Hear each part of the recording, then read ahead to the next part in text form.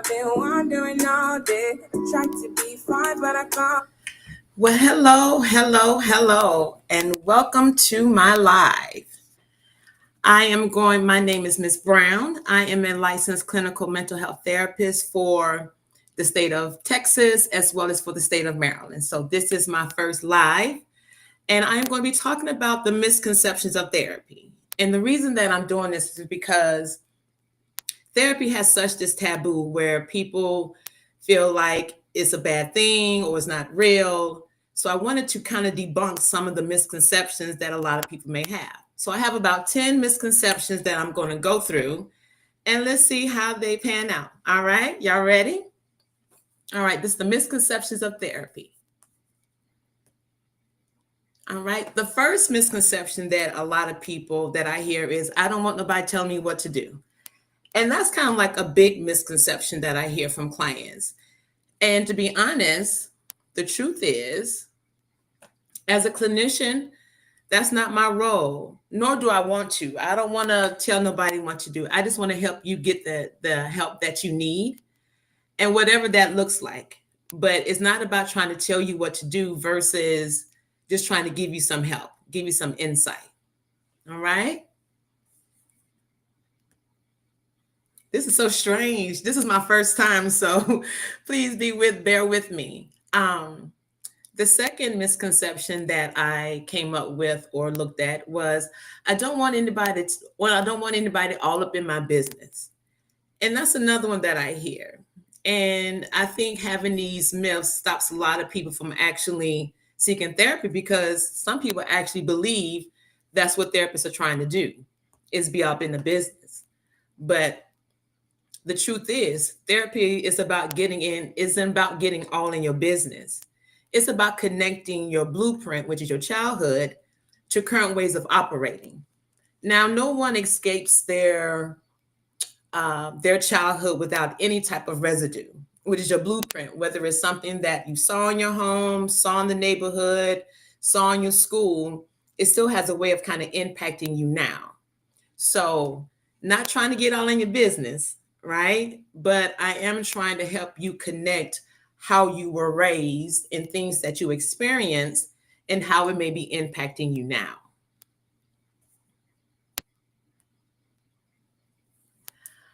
Um, Another misconception that I hear from clients is I was raised to keep things to myself. And to be honest, I heard that a lot too growing up.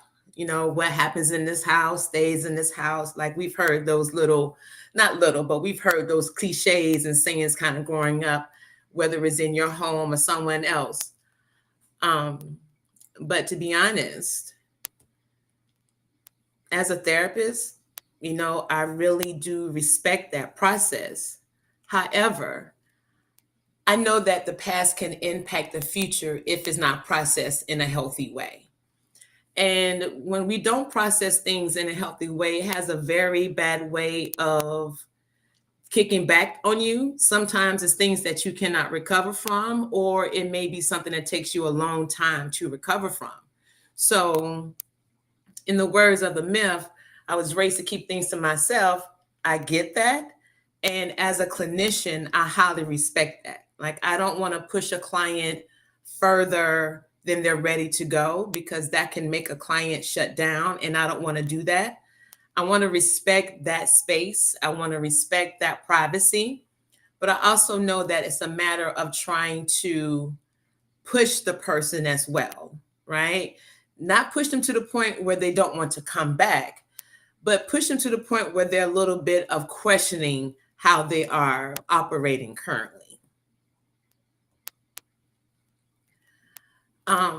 Misconception number 4, that therapy don't work. And, I hear that on the news or hear from other friends or other spaces where they really think that it doesn't work. And to be honest, it does, right? But therapy works if you work it, right? It's just like anything. If you want to get better at, let's say, picking up a new hobby or a new interest, right? Let's say you want to start learning a foreign language, right? If you want to get better at it, then you will need to put the time, the effort, and investing into whatever that new trade or that new gift is. Therapy is the same way. It works if you work it. But if you don't work it, then you're not going to get the results that you are looking for. And that's what I'm here to do, is kind of help you get that. But if we believe these myths, like therapy don't work, then it's going to be a wall, right? And you allow yourself to keep operating in this negative or unhealthy way, and that won't get you where you want to go, right? Unless you're okay with it, but hopefully you're not, right? So the myth is therapy doesn't work, but the truth is it works if you work it. And it's also being patient. So this is something that I tell my clients quite often, that give grace to yourself. Um, if you don't give grace to yourself, then it's like you're going to keep butting against what we're trying to do in therapy, right? So the grace is first allowing yourself to be okay with where you're at, right? Also giving yourself some grace to be able to change. Like, however old you are, that's how long you've been dealing with whatever particular issue or problem is. So it takes some time to kind of get out of that way of moving. So you give yourself grace to be able to actually move to a healing process and not be mad at where you are, not be mad at how long it takes to get there. It's all about getting to the end. And for some people, it may take a little bit longer. All right. So we don't want to believe that therapy doesn't work. It works if you work it.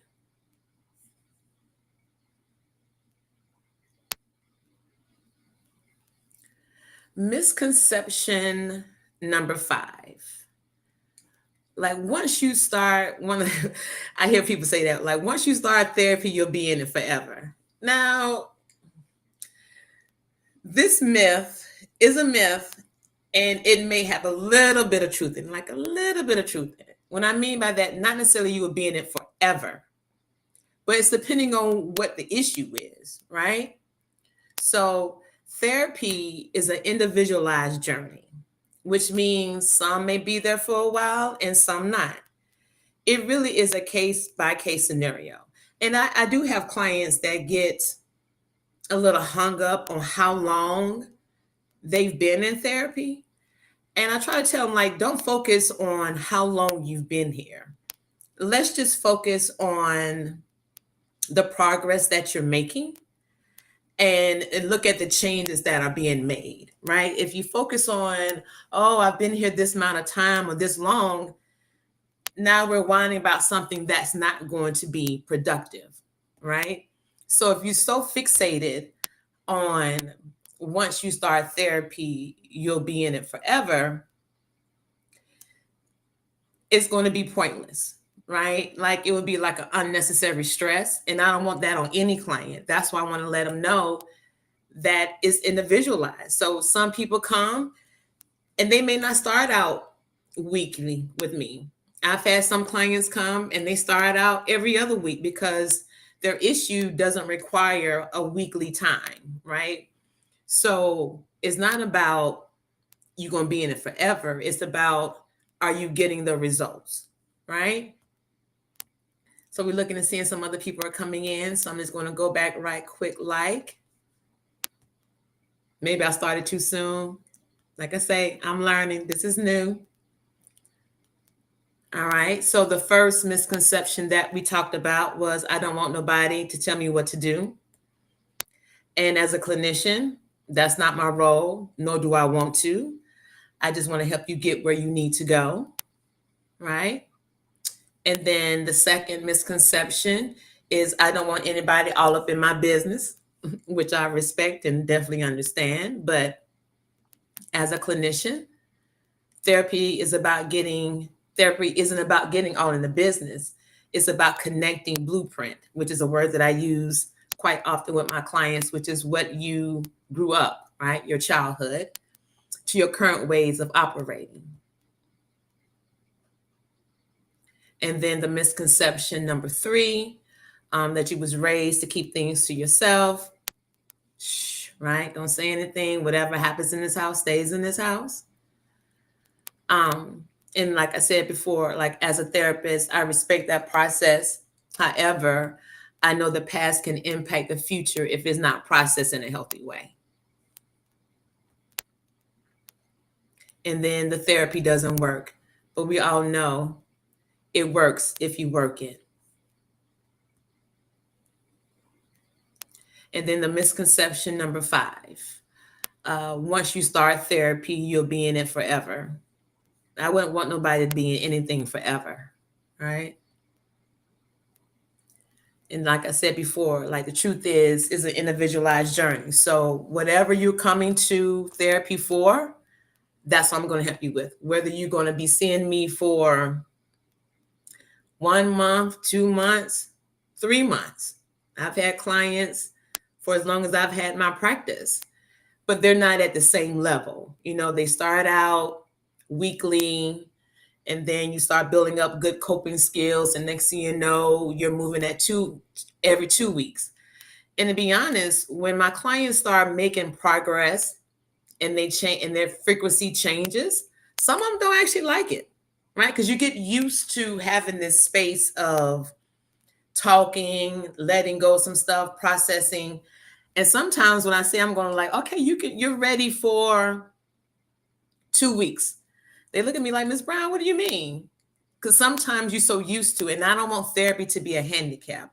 I want therapy to be a tool, right? So sometimes you start out and they see, you're moving to every 3 weeks, and then you're moving like once a month. That means that you're able to take the tools that we've learned in therapy and you're able to apply them. That doesn't mean that problems have stopped or issues doesn't, no longer exist.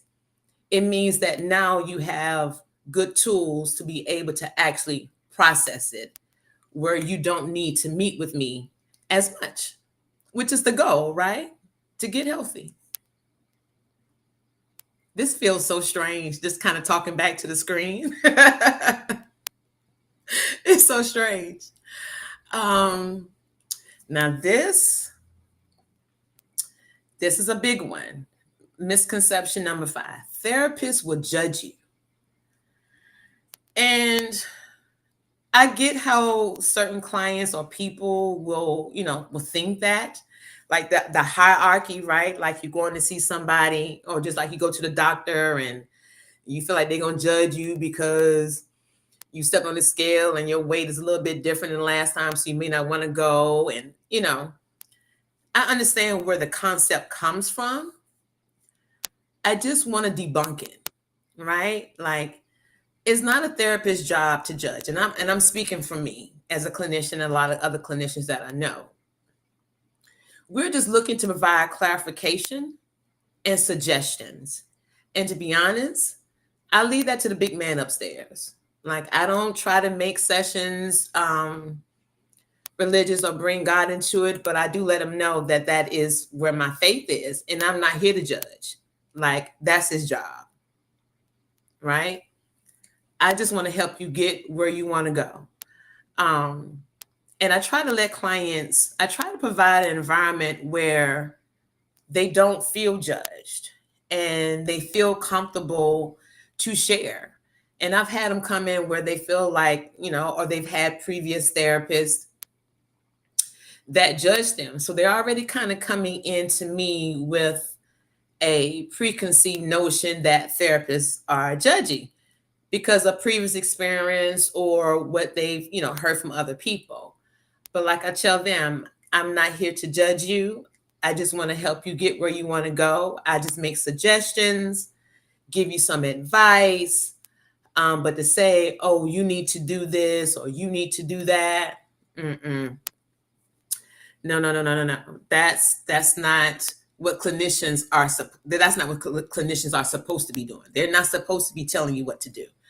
So if anybody's watching this live and they are in treatment and they are seeing a therapist where they feel they're being judged or told, you make sure that you speak up, right? Because that's not their job. Their job is not to judge. Their job, is for clarification and suggestions, right? That's it. I'm not trying to, mm-mm. That's not my role. All right. So the misconception number 6. Therapy is only for people who can cope, who can't cope on their own. And I guess that kind of lies into, you need to be strong and you need to be able to handle your own problems, and therapies for the weak, and to be honest, that's far from the truth. Like far from the truth. Um, Therapy is for anyone who's seeking to do better, right? Therapy doesn't represent weak or strong. It represents a place of healing and growth. And that's it. It's not about, oh, you got to be this level of crazy. And to be honest, I really don't even like using that word. You got to be at this level of care to go to therapy, or you got to be somewhere about to be hospitalized in order for you to get therapy. And that's far from the truth, right? No, it represents weak. It represents, therapy doesn't represent weak or strong. It represents a place of healing and growth. So let's keep that in mind. It's healing and growth. It's not that you got to be a certain level. Okay. All right. Misconception number 7. Therapy is just talking and it doesn't really do anything. You hear that from people, and it's like, you do have talk therapy, but it does do something. It's very different hearing your thoughts in your head versus talking them out loud. Because when I have clients in session and they say something, I'm like, now say that one more time. And then they say it again, and then it starts to really hit what they say, right? So the truth is, whatever you put into therapy is what you're going to get out of it, right? Like if you coming in with all intentions of wanting to be better, wanting to do better, wanting to break certain generational curses or ways of operating, then you're going to come in and you're going to be ready to go, right? The best client is a client who's willing. That's it. Who's willing, right? Who's willing to be unafraid, who's willing to be unashamed, just want a place to kind of let some things down. Like clients come in like, huh, Ms. Brown, here you go. Deal with that. Right? So I want to, it's a place where you can take off that cape, right? So if you're coming in with the intentions of wanting to do better, then that's exactly what you're going to get out of it.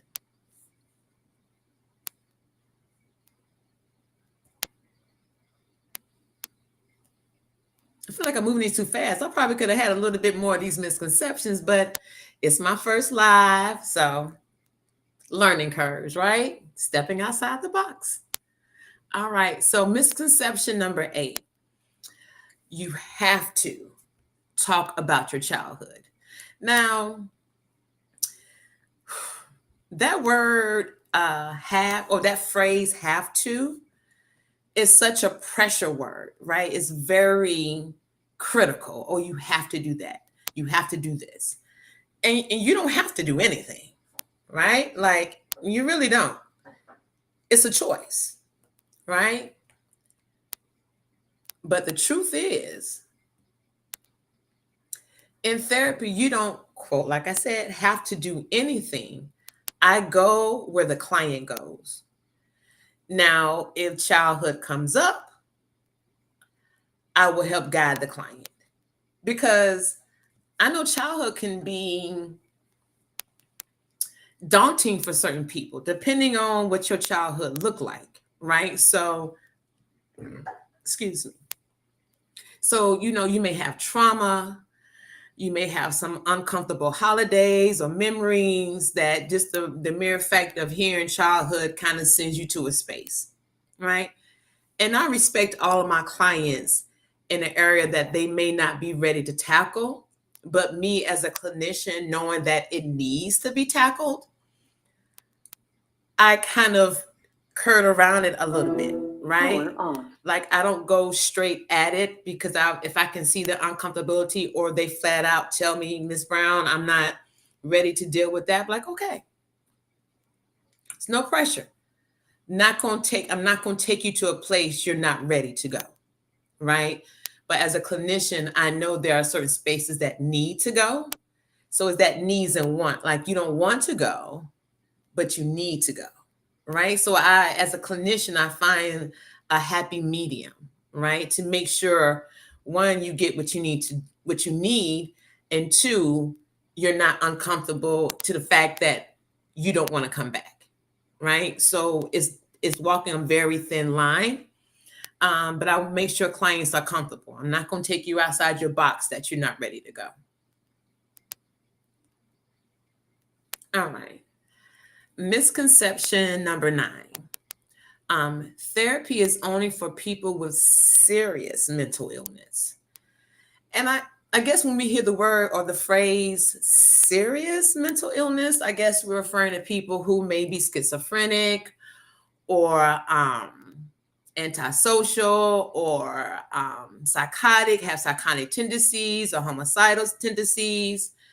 Now, those particular individuals are probably already in a space that's ready for them, all right? Or they're already in a place that benefit them, right? So you don't necessarily have to have a serious mental illness for therapy. The truth is,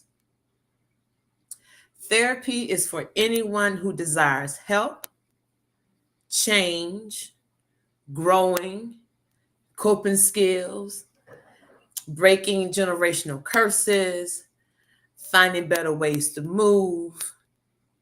That's the facts. It's for anyone. So you don't need to be seriously mentally ill, right?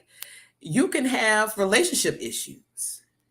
You can have work issues. And what's going on now in the world is just learning how to survive, right? How to just have a space where you can talk about what's going on in the world. It's a space where you can, like I said earlier, take off your cape and just say,